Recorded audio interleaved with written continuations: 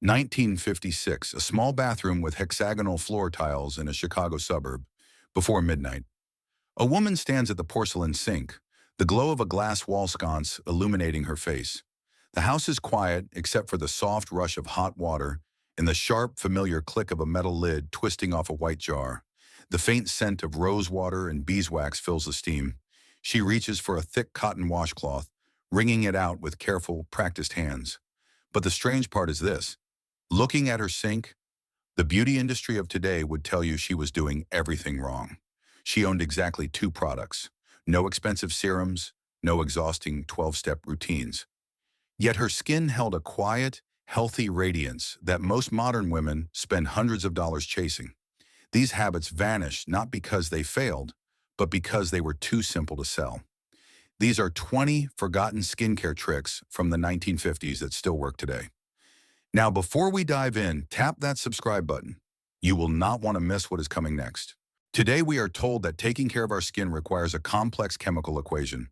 We are constantly sold expensive solutions to problems that our modern products created in the first place. But back in the 1950s, women relied on household intelligence, cheap drugstore staples, and quiet discipline. What disappeared was not the result. It was the knowledge around it. The old way was not primitive. Sometimes it was simply too efficient and too cheap to sell. We are counting down 20 of these lost skincare rituals. Pay attention as we go, because the closer we get to number one, the more you will realize this is no longer just about beauty. It is about a standard of living and a sense of peace that we left behind.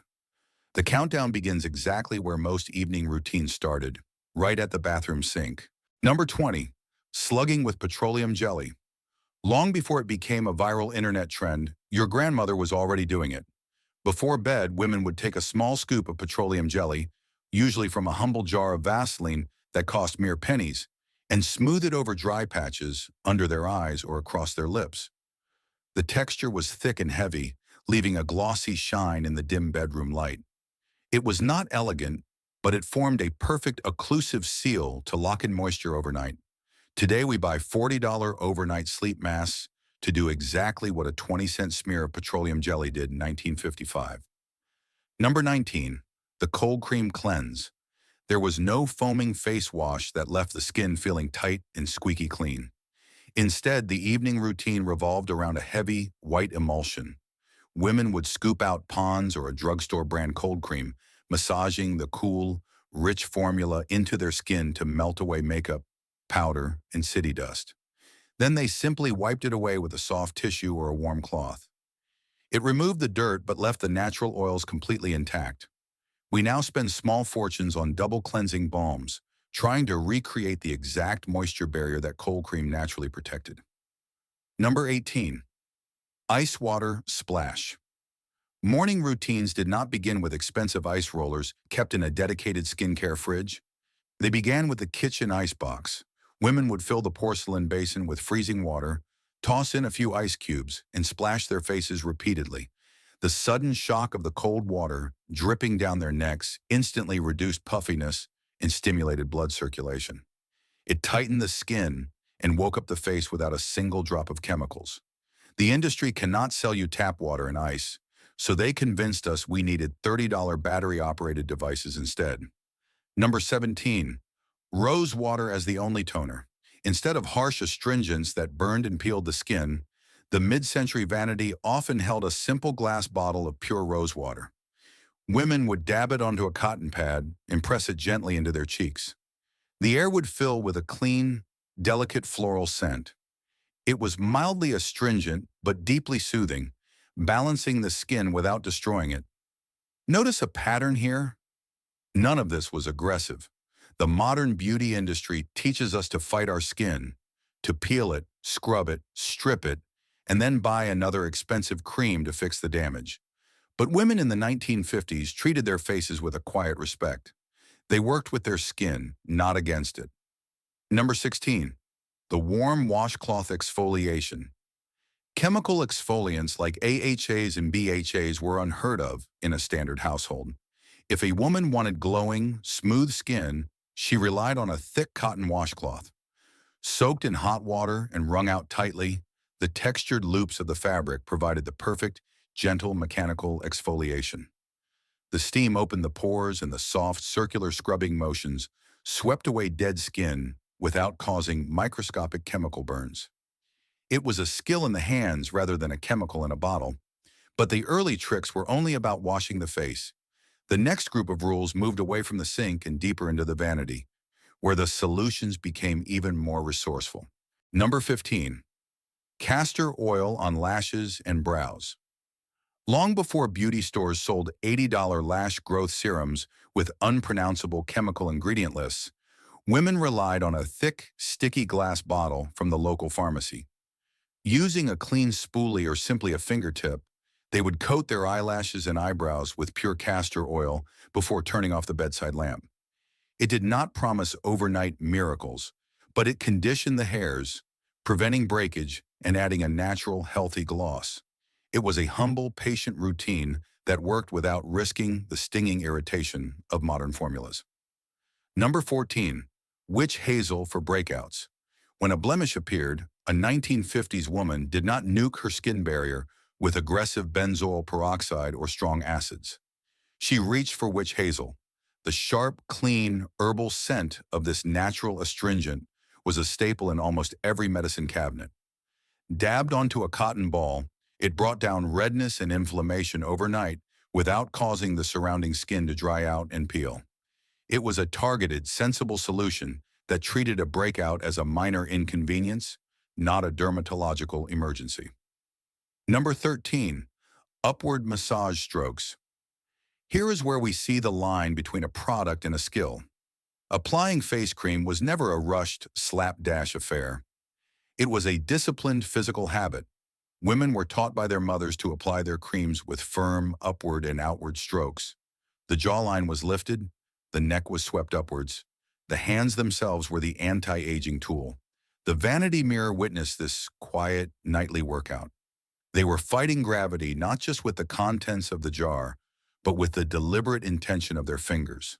By this point, the pattern is no longer just about the objects themselves. It is about the approach.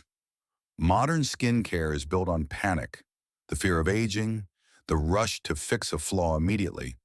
But looking at these mid-century habits, you see something entirely different: patience. They did not expect a cream to do all the work, because they knew their own hands and household scents mattered just as much.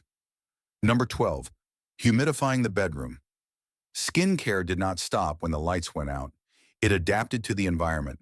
In the dry, freezing winters, women did not buy expensive electronic humidifiers. They simply placed a ceramic bowl of water on top of or next to the cast iron radiator.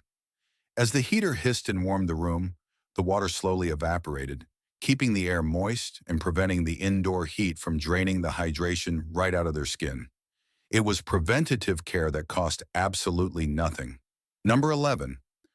Olive oil for cuticles and dry patches. The boundary between the kitchen pantry and the vanity was delightfully blurred. If a woman had ragged cuticles from washing dishes or dry elbows from harsh weather, she did not run to the department store.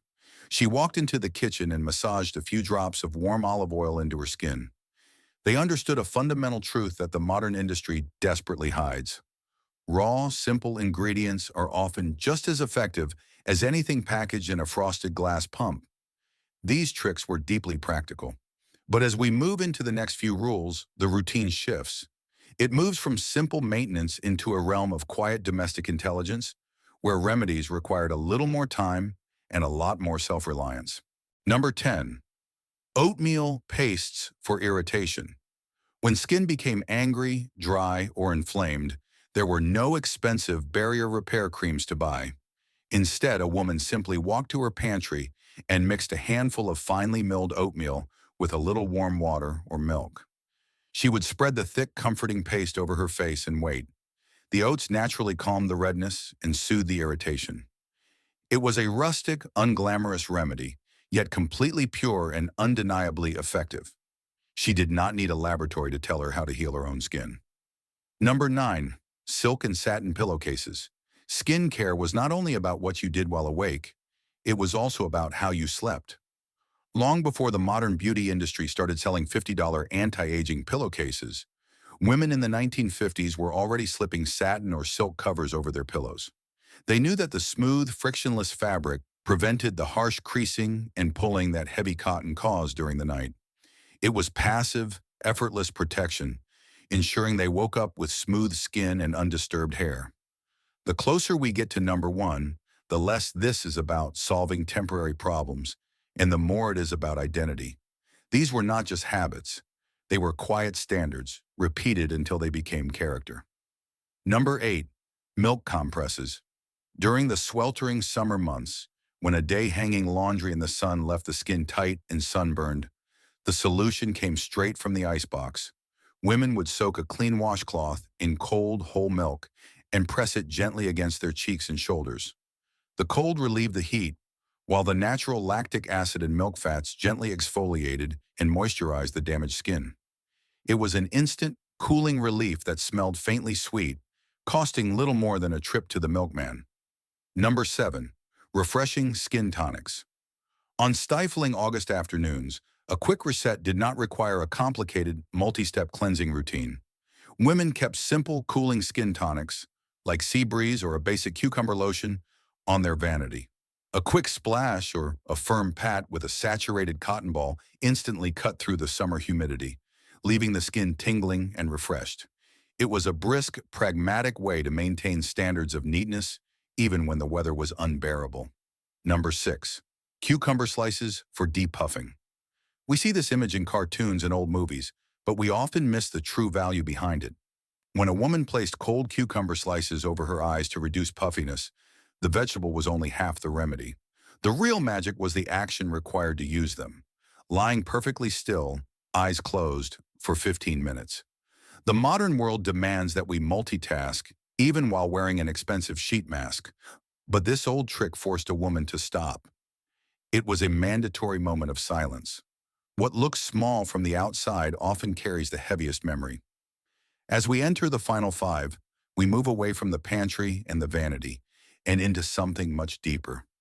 Discipline, self-respect, and the things mothers pass down without ever speaking a word. Number 5. Sun protection through hats, not just creams.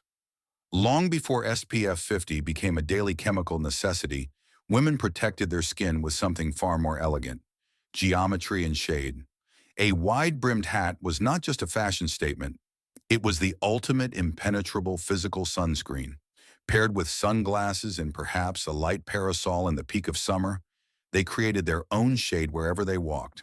It was a stylish, chemical-free defense that prevented sun damage without clogging a single pore or leaving a greasy residue. Number 4. Epsom salt soaks. The 1950s woman knew that the skin on her face was deeply connected to the state of her body. When she was exhausted, she did not buy a $50 detox mask. She poured a cup of cheap Epsom salts into a hot bath. The magnesium sulfate dissolved in the steaming water, drawing out toxins, relaxing tense muscles, and bringing a healthy, natural flush back to her cheeks. It turned an ordinary porcelain tub into a restorative sanctuary for mere pennies. Number 3. Minimal face touching. This was perhaps the hardest rule to follow, yet it cost absolutely nothing. Mothers strictly taught their daughters to keep their hands away from their faces. No picking, no leaning on dirty palms, no unnecessary prodding in front of the mirror. It was a matter of discipline and posture as much as hygiene. By simply leaving their skin alone, they avoided transferring bacteria and oil, allowing the skin to heal itself in peace. It was not a product. It was pure self-control. Number 2. Consistent early bedtimes. Before the era of glowing screens and endless late-night distractions, the most powerful skincare treatment was darkness. Women understood the absolute necessity of a consistent early bedtime. They wound their mechanical alarm clocks, clicked off the bedside lamps, and allowed their bodies to rest. True beauty sleep was not a marketing term for an overnight cream. It was the biological reality of giving the body 8 uninterrupted hours to repair itself in complete silence. And now we reach the one that explains all the others. The final rule was never just about a product. It was about an entire way of living and the quiet dignity of knowing when enough was enough. Number 1. Trusting the one-jar routine. Picture a grandmother sitting at her vanity mirror or standing before a cold porcelain sink at the end of a long day. There is no anxiety on her face. There is no confusion about which acid goes first or whether this serum will react badly with that toner. There is only one white jar. She twists off the metal lid, takes a modest scoop of cream, and smooths it over her skin. She trusted that one jar to do its job, and more importantly, she trusted her skin to do the rest. The jar did not change. The marketing did. The beauty industry eventually realized they could not make billions if women stayed satisfied with a single reliable product. So they invented new flaws and sold us the cures. But for the women of the mid-century, a simple routine was not a sign of poverty or primitive times. It was an inheritance. It was peace of mind. That single jar was not just skincare. It was quiet armor against a world that constantly tells women they need to buy more to be enough. When we look back at these 20 vanished habits, we realize something profound.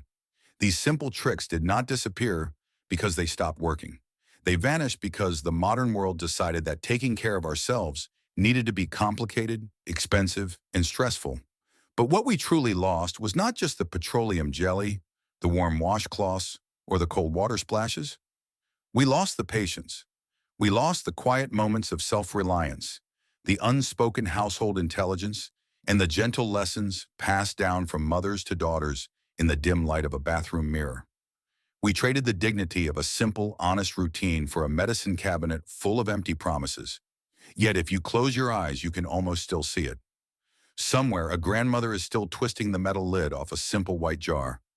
Somewhere, a bathroom sconce is still glowing over a porcelain sink. And without a word, the lesson begins again. If these old-fashioned rituals brought back memories for you, or if you still use any of these tricks yourself, tell us in the comments below. Do not forget to like, subscribe, and click the video on your screen to uncover more vanished secrets from the past.